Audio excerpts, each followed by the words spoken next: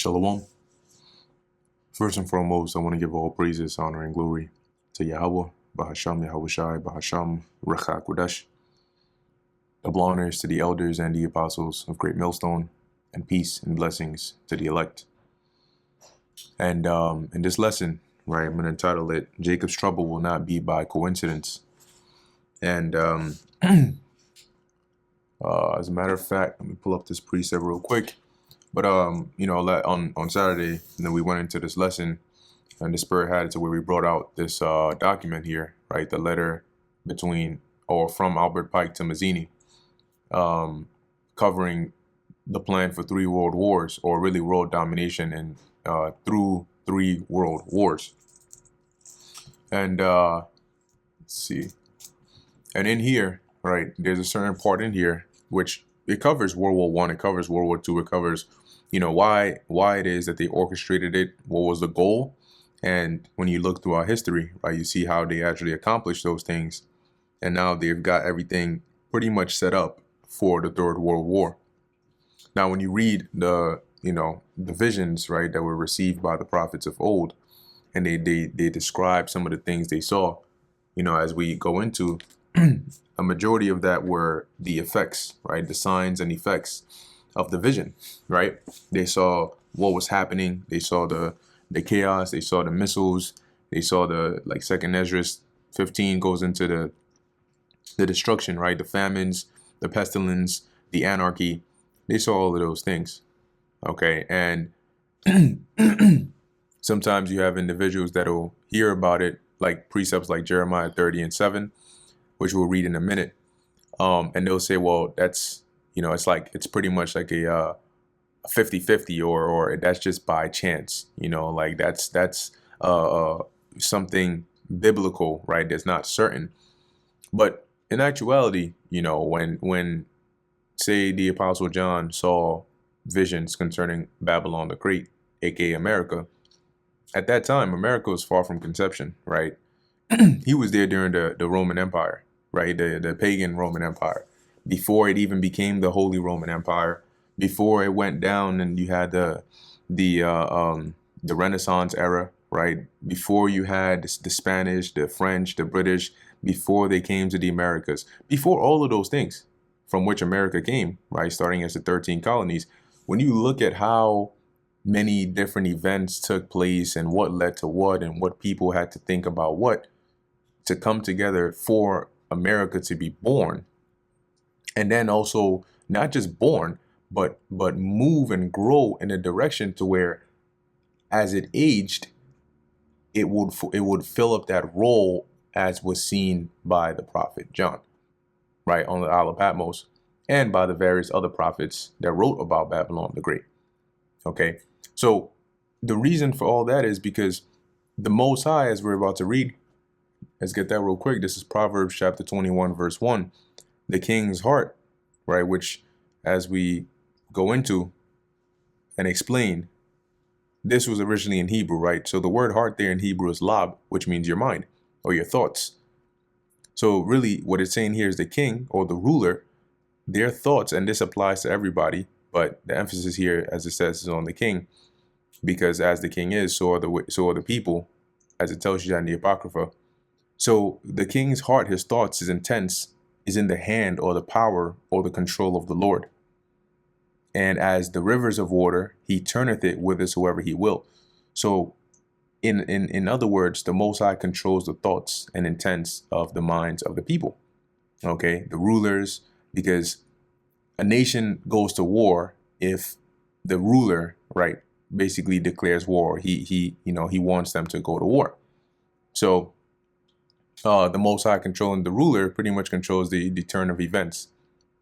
So all these different wars that happened post the time of the Apostle John, right? He saw a vision of something that at his time didn't exist yet. Okay, it didn't exist in his timeline. America wasn't a thing. Even the name wasn't even in existence. Okay, and yet as time went on, different events happened. One led to another, which led to another, which led to another, and then boom. And that's because the vision the Lord showed the Apostle John was of the completion of his plan, right? Or at least a point in the future of his plan. And everything that he set up to happen leading up to that is what ended up happening. So even though at the time when he saw it and he, eventually it was written down, it didn't exist. It wasn't by coincidence that it ended up coming, to pass, right? World War One, which he also saw in Revelation, I believe is 9. Let me just double check that. Yep, right. Revelation, the 9th chapter, at the first 12 or so verses that goes into World War One. John saw that before it happened. So when you go to precepts like Jeremiah 30:7, as it says, alas, for that day is great, so that none is like it, meaning that this and that day is not a 24-hour period. He's saying like pretty much that time, right? The time of Jacob's trouble is going to be so great, not in a good way, right? But great as in an incomparable way, so that none is like it. It's going to be impossible to compare something to that time of Jacob's trouble. It is even the time of Jacob's trouble, but he shall be saved out of it, and that he is talking about the elect. Okay, so that time of Jacob's trouble that Jeremiah saw and the various other prophets also saw, when you read here in this letter, this was in their plans, right? Albert Pike's letter to Mazzini talks about a time like that they would trigger, as he referred to it as a social cataclysm. Now, when Jeremiah saw this vision, when he wrote this down, Albert Pike, as Albert Pike, didn't exist, as in he wasn't on the planet Earth, right? The Albert Pike, the role he played, the things he did, we're talking about thousands of years before he came on the scene. And yet, time goes by and he comes on the scene thousands of years later, and him, along with others, have this idea, this mindset that, hey, we want to accomplish X, Y, and Z. And to do so, we're going to do blase, blase, blah. One of those blahs being bring about that time of Jacob's trouble. Okay? So the prophecies that are written in the scriptures are not coincidental. They don't just happen. They're not happening by chance. They are what's going to happen. Meaning, regardless of what people do, prophecy is what they're going to end up doing. Regardless of what they think, prophecy is the actions they're going to end up taking. Okay, it's in essence the story, right? The storyline that they're going to follow, whether they like it or not. And that's why they ended up here at this conclusion. So now I'm going to read this real quick. It says here, and just getting to the point, which really, let me start up here. It says the Third World War must be fomented by taking advantage of the differences caused by the agentur of the Illuminati, right? The agentur meaning their agents, between the political Z's and the leaders of Islamic world. And we're seeing that now, right? The war must be conducted in such a way that Islam, the Muslim Arabic world, and political Z, the state of I, mutually destroy each other. And literally, you're seeing those are the two main opposing sides you're seeing right now. The whole so-called, not even so-called, but the whole nuclear talks, right, with Iran, that's not going to go anywhere. It doesn't matter if they come one day and they say, oh, we agreed and we've come to some terms and agreements. Mossad, see, is Israeli Mossad to make war. This is, I think, mantra is the word I'm looking for. Yeah. Okay. See. By way of deception. Okay. It says the title comes from the Mossad motto, by way of deception, thou shalt do war. Right? And that they do, they are the best. So if you're dealing here with two parties and one of them being from the side of the political Z's are included in that, because these nuclear talks, guess what? The US, as you've already seen, are basically tied at the hip with the Z's. So So they, as it says, by deception, right? By way of deception, thou shalt do war. So trying to act as though if you were to even come to a nuclear agreement, right, an agreement on Iran's nuclear weapons situation, that would solve the problem. That is a part of their motto, as in get close to this person and then backstab them. So as is in their plans, which they're currently carrying out right now, this is contrary to what they're showing you about them desiring some. It's a part of the story. But guess what? Just like everything else that had to happen in history in order for prophecy to take place, this is one of those. So it says, meanwhile, the other nations, once more divided on this issue, will be constrained to fight to the point of complete physical, moral, spiritual, and economic exhaustion. And that's going to be because this issue is going to draw in these other nations like a vortex.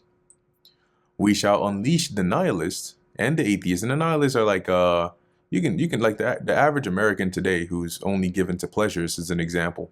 All right, they live a life of YOLO without purpose. And the atheists, and we shall provoke. Now here's the key part. He said, we're going to provoke, be the cause of a formidable social cataclysm. All right, and as we looked into the word cataclysm, or matter of fact, social cataclysm, it says here, it refers to a sudden, 1 Thessalonians 5:3, violent and overwhelming upheaval of disruption to a society's social structure or norms, often leading to significant changes and instability. It can encompass a range of events from political revolutions and wars to economic crisis and societal collapses, and is characterized by its destructive and transformative nature. In other words, a time of Jacob's trouble. And that's why he categorized it as a formidable social cataclysm, which in all its horror will show clearly to the nations the effect of absolute atheism, origin of savagery, and of the most bloody turmoil. Alas, it shall be, alas, for that day is great, so that none is like it. It is even the time of Jacob's trouble, but he shall be saved out of it. So lastly, I want to finish here in Isaiah 33:6. And wisdom and knowledge, the balance, right? And wisdom and knowledge shall be the stability of thy times, and strength of salvation. The fear of the Lord is his treasure. So for those that have this, okay, they're going to be taken care of. They're going to be stable.